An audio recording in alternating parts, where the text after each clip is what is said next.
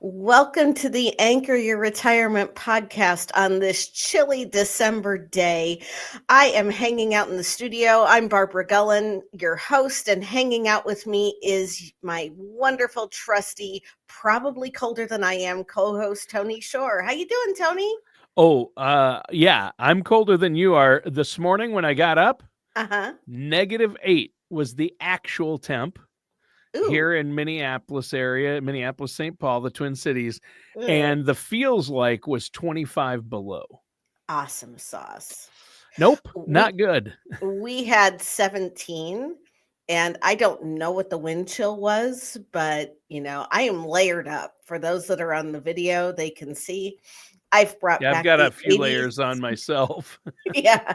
I've got the polo shirt tucked under the sweatshirt, the Christmas sweatshirt. I like it. Wallace and Davis present a white Christmas. I love that. Yes, That's yes. great. So, it's one of my it White Christmas and It's a Wonderful Life are a toss-up for me for favorite Christmas movie. Yeah.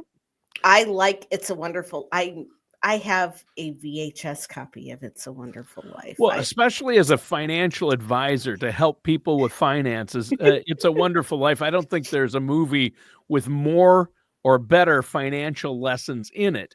However, my True. favorite Christmas movie, which already I know, know. is not a classic feel good. It's a But it is classic, a but classic. it's a classic, but it's a comedy, not as classic.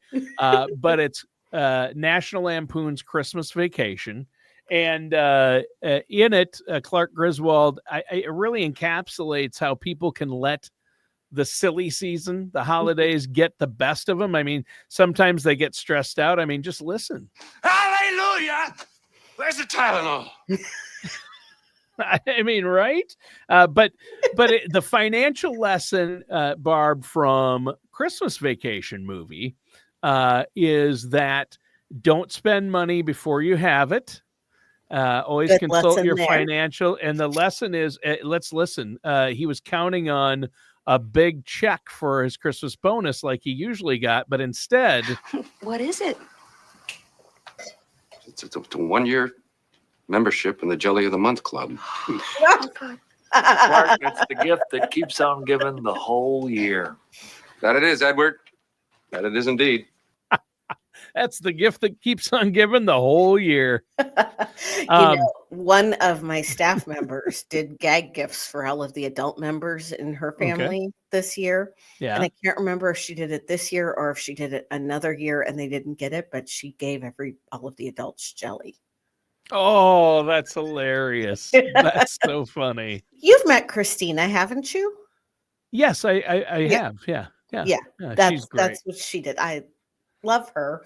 Yeah, So she's great. yes. There are some funny parts. I mean, cousin Eddie is funny, and listen to this one. You surprised? Surprised, Eddie? If I woke up tomorrow with my head sewn to the carpet, I wouldn't be more surprised than I am right now. I love that. I love it.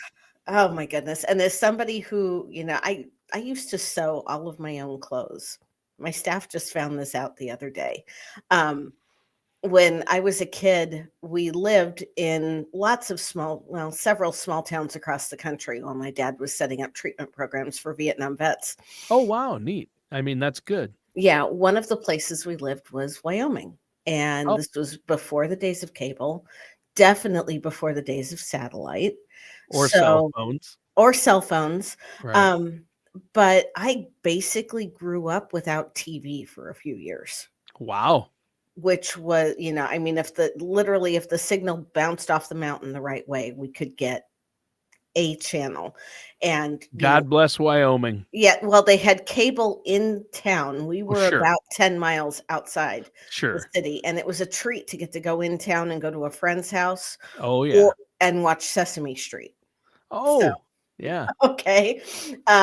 But my mom just introduced my sister and me to a bunch of different crafting things to keep us busy. And you became a great seamstress who could make your own clothes. And I sewed once. Yeah, I started out, my mom got me a real sewing machine when I was about 7 years old. Wow. And I started out sewing doll clothes. I started out getting really frustrated with patterns and not understanding why we needed all these little pieces. But by the time I hit junior high or high school, I was making all of my own. In high school, I was definitely making all of my own clothes because I went to Catholic school and I had a uniform that I had to wear every day. But we could dress up one day a month where we didn't have to wear the uniform. And I would make a lot of dresses for that. I made both of my prom dresses, and Oh, I still wow. have them. Oh, I wow. I made the dress for my junior ring ceremony. Yeah.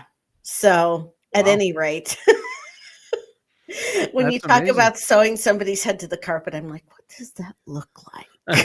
Yeah, it's so out there. Only they just improv that whole scene. He just pulled that out of nowhere, just crazy. Oh my goodness. Yeah, that's the beauty of great comedic timing and improv. But yes, you're a seamstress, and I had forgotten that. But you had mentioned once before that you made all your own clothes, and that's amazing. Yeah. I mean, And that's a talent. I still to this day I do a lot of crochet work.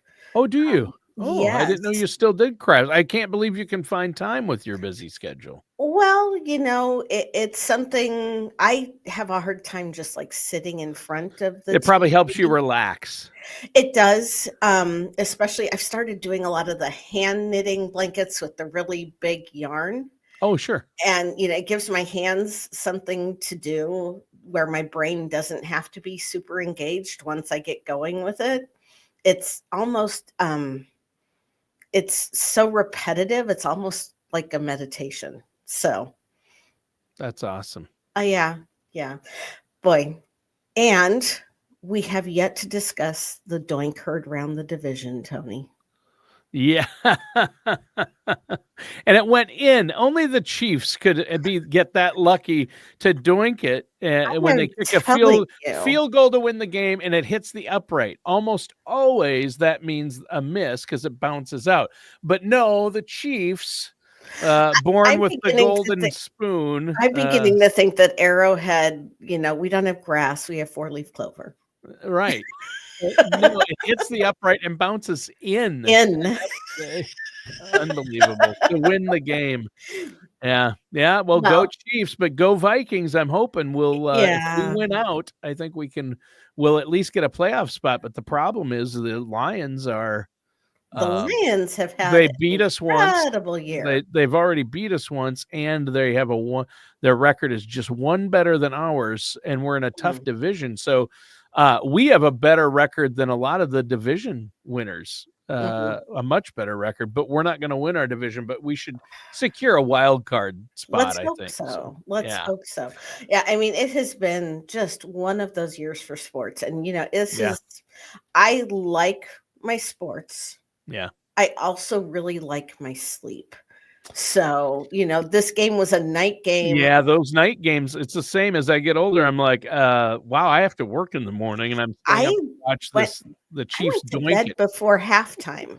You did? Oh, I stayed up to watch the old Chiefs game, and I'm a Vikings fan. So that's I did not. It was one of those we had I've told the garden stories throughout the year with the podcast, and we had some warmer weather down here, so we actually went in and turned over the garden beds, and yes, we found more sweet potatoes, Tony. Oh. How many did you plant? You might have overdone it, I think. I planted 15 tubers. Okay. Because city girl farming, 15 tubers, we'll get a couple dozen potatoes out of it. God said, no, it doesn't work that way. Right. So God and nature said, no, you're going to get a lot more. We ended up with between, I would say close to 30 pounds, if not a little bit over. Right. You could have put in 5 tubers and been okay. Well, and I decided that next year I'm planting them someplace else, but that's another story for another time. But it got kind of cold. And, I pulled out some of, we pulled out some of the bulbs that can't winter. So, I mean, it was dark by the time we got inside. I was exhausted. I bet. but it was worth it to get all of the turning over done and Sure. put the garden beds to rest, so Sure. to speak. Well, Barb, speaking of goals, Yes. how about financial goals for the new year? Maybe we should talk about the topic. We've Let's titled the show talk that. We should that. mention that. We probably should, but I don't want to talk about the same goals that every other podcast is talking about. So Okay. you feel like being my wingman today? This is going to be a Sure. little bit of improv. Okay. All right. Okay. I'm always up for improv. You know that. I know. The first financial goal for 2025 is that I don't want you to overreact with everything the news tells you.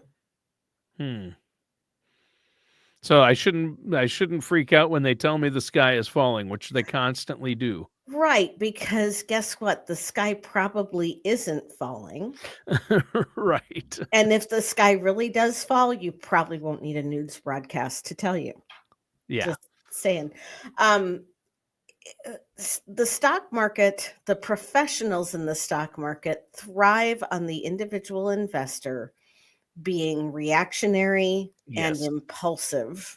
Yes. I'm going to again tell you, you need that Dragnet soundbite, just the facts, ma'am. I know. I don't. I got to write that down. I don't have that. I was just looking over at CNBC to see where the markets were at, but we shouldn't rely on that from minute to minute. You can't just sit there and watch it every day and react to it. And right? The next couple of weeks, trading volumes are probably going to be down because of the holidays.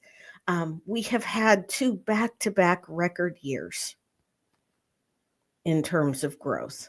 Well, I shouldn't say record years. We've had 2 back-to-back years of significant gains in the market. Yeah. Well, record highs, 2 years where the markets hit record highs and significant gains overall, both, right?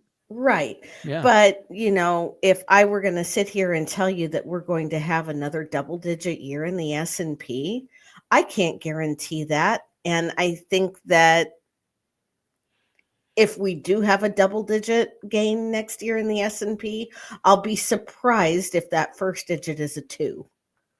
Oh, yeah. No, I think, a lot of the talking heads, Mike Binger, I heard him the other day, who's the president of Grading Investments. He was on, I don't know, Fox Business or one of the channels. And he said that, and I know you know him personally, but I do. I saw him on one of the business news channels. And he was saying, a lot of people are hedging their bets for next year. They believe it's got to slow down a bit, but nobody has a crystal ball. I mean, No. the person who makes the most predictions is going to be wrong the most. And I'm not going to name names, Jim Cramer, but if you sit and watch these shows on television where they're telling you this is gonna be great next year, nobody knows that. Nobody knows that. Yeah. And, we can look at charts, we can look at fundamentals, but the bottom line is we all have to tell you past performance is not an indicator of future results. Right. But it does help being able to look at, Barb, the past 100 years that the stock market's been in existence and know that the majority of the time it's up, which is good. And it still is smart. As long as you have time on your side, you're going to get the growth that's good. But don't put all your eggs in one basket, too, for the new year. So that's good advice. Right. Don't get emotional and let the media dictate what you do with your finances, is what you're saying. Right. Yeah. And the second thing I am going to suggest, which probably isn't popular but is practical, is that you don't have to keep up with the Joneses. Okay. So in the new year, let's try not to worry about what vacations our neighbors are taking or vehicles they're buying or upgrades they're making. Live your own life. Yeah. And take a month off of social media and see how much happier you are. Ooh, I've had friends that have done that, and I'm like, man, don't sit there. There's the term doom scrolling is popular now because people will sit there like my wife and I'll catch ourselves. We got the game on or whatever last Mhm. night. We were watching Thursday Night Football, and we're just Oh both. my goodness. I that look over and we're Brady. both on Facebook, just scrolling Mhm. through the feeds and the reels or Instagram, and I'm like, we're doom scrolling at this point because it's a lot of negativity, and so it's a great way to keep up with Or family and friends, yeah, which is or why you I see do it, or hobbies. you see But everybody's highlight reels. You do not yes. see their day-to-day life. No, yeah, a highlight reel is one thing, but their real lives are what led to that, or what debt, the Mhm. mountain of debt they may have accumulated to get to that point. You don't know any of Yeah, that. So, no, and, I date somebody who does not eat, live, breathe, and sleep by his phone, and it is a huge thing. it's I refreshing, isn't it? it well, yeah, I mean, it's taught me to, like, put my phone in another room and then go someplace else and do something and not be worried about having the phone on me. Yeah. Now I did that the other night while we were watching Christmas specials, and I missed a text message from Tammy Lucius, who is one of our co-founders. So Yeah. thankfully she got it. So when I called her back. But it's when if you are trying to keep up with everybody else's perception and the facade of life that they put up, and you're going into debt. Yes, interest rates are coming down, but they're not coming down that quickly. um it's your future life, your future self will be grateful that you didn't spend $10 a day on a cup of coffee. Yep. I mean, and I Good wish that point. were an exaggeration. I started taking Pilates classes a few weeks ago, and I had one on Monday that was at 6 o'clock in the morning. Ouch. Another reason why I did not stay up for the whole cheese.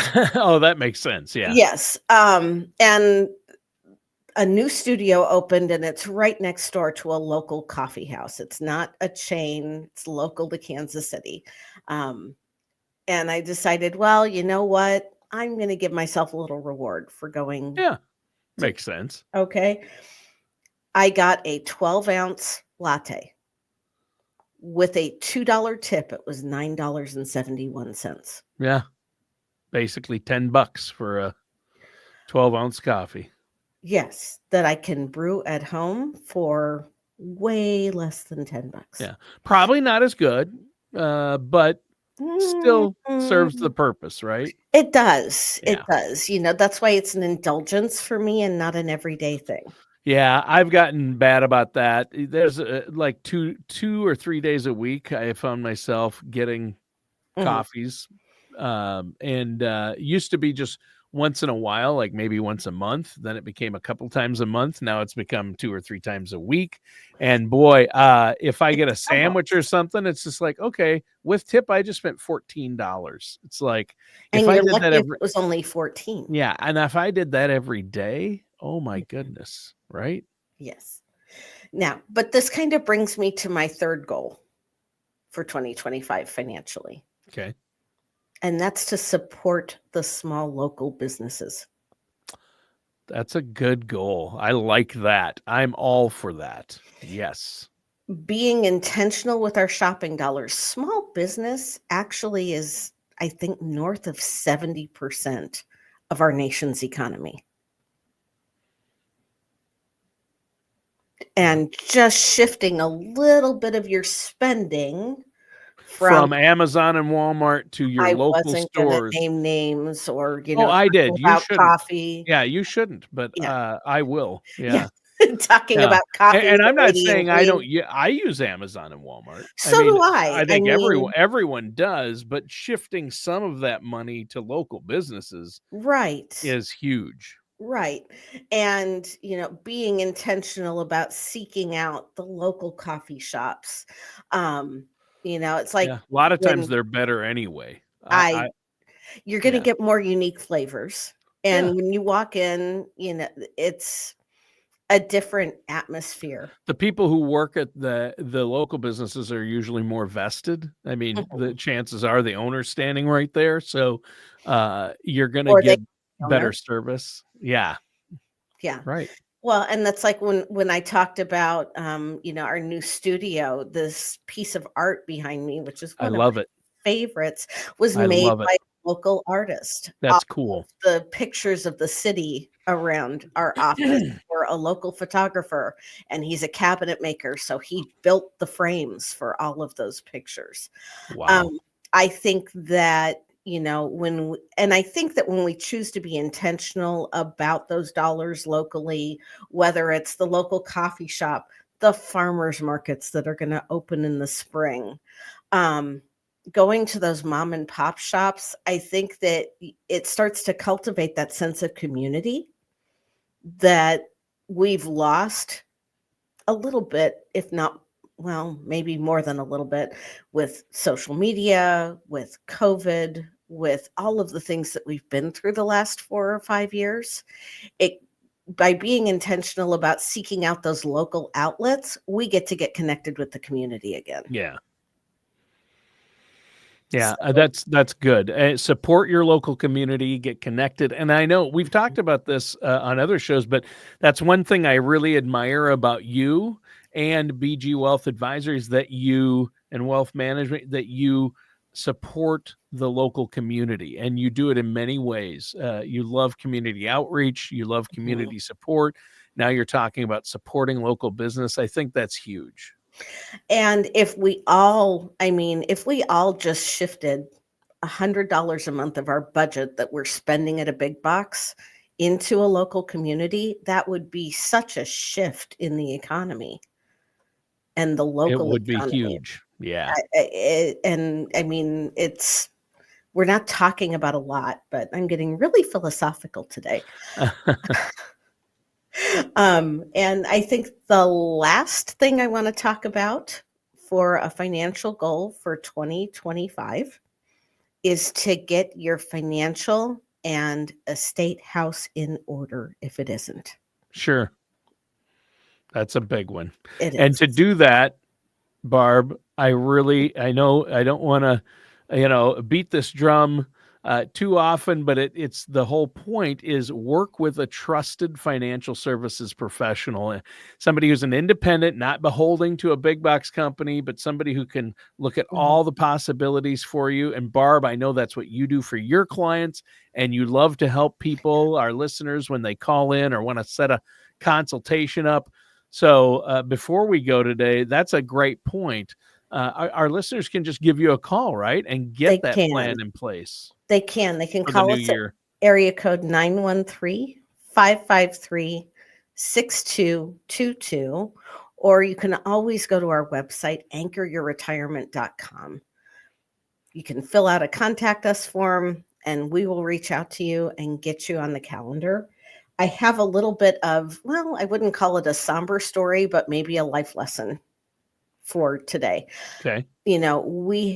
This company has been in existence for many, many years at this point. Yeah.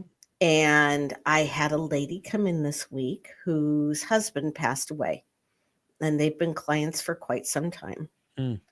And he knew that he wasn't going to be around much longer. Sure. And he had tried to set things up as seamlessly as possible for his wife. And one of the things he had done was he set up automatic bill payment for all of their regular bills. What he didn't know was that even though it was a joint account, when she called to tell them that he had passed and his login got locked, all of that bill payment went away. Yep. So it was a blessing to be able to sit there and help her sort through things. And this has nothing to do with any investments they have. It has, You're not getting paid any extra for this or getting paid for it. No, and nor should I. Yeah. But again, when I talk about shopping local, Yeah. working with an independent advisor and working with somebody, if she were at one of the bigger box advisory firms, the same advisor that they may have started out with 15, 18 years ago, may or may not still be at that location. Chances are no. Yeah. No, but that's when we're talking about financial services, Mhm. this is a service business and we are in the service industry. If your advisor isn't willing to sit down and do those things with you and help you hash those things out, maybe it's time to look for somebody who's invested in you and not just your portfolio. Right. That's huge. Yeah. So, I would always, if I'm going to be on one side or the other, I'm going to err on the side of serving our community and serving our clients, even if it's not a money-making transaction for me, because that's the right thing to do. Sure. Yep. But is this going to be our last show before the new year? I think it is. Actually, if you're, Or we it have one depends. more. I think we have one more. I'm available next week if you are. So I am. We might need to juggle days because I get to go visit one of my kids, which I'm excited about. Sure. So we will probably get one more in before the end of the year, and if we don't, we want to wish all our listeners and viewers a Merry Christmas. That's for sure. And a Happy New Year And a Happy New Year after that. Yeah. I will not sing. I know you were singing earlier before we went on the camera. weather outside is frightful, but the mood is so delightful. There you go. Oh, Tony, it's been an awesome year. It has been, Barb, and this is awesome. This is great. Well, Barb, I appreciate you and everything you do for your clients and the community, and it's so fun doing the shows with you each week. Look forward to a whole new year of shows and topics. But before I'm excited we go, about that. Yeah, before we go, one more time, let our listeners out there know how they can get a hold of you if they just want to sit down and have a chat. Sure. Reach out to the website, anchoryourretirement.com, or you can call us at area code 913-553-6222. All right. Well, Barb, great show today. Listeners, thanks for tuning in. That does it for today's episode of Anchor Your Retirement with our host, Barb Goen. We'll see you soon.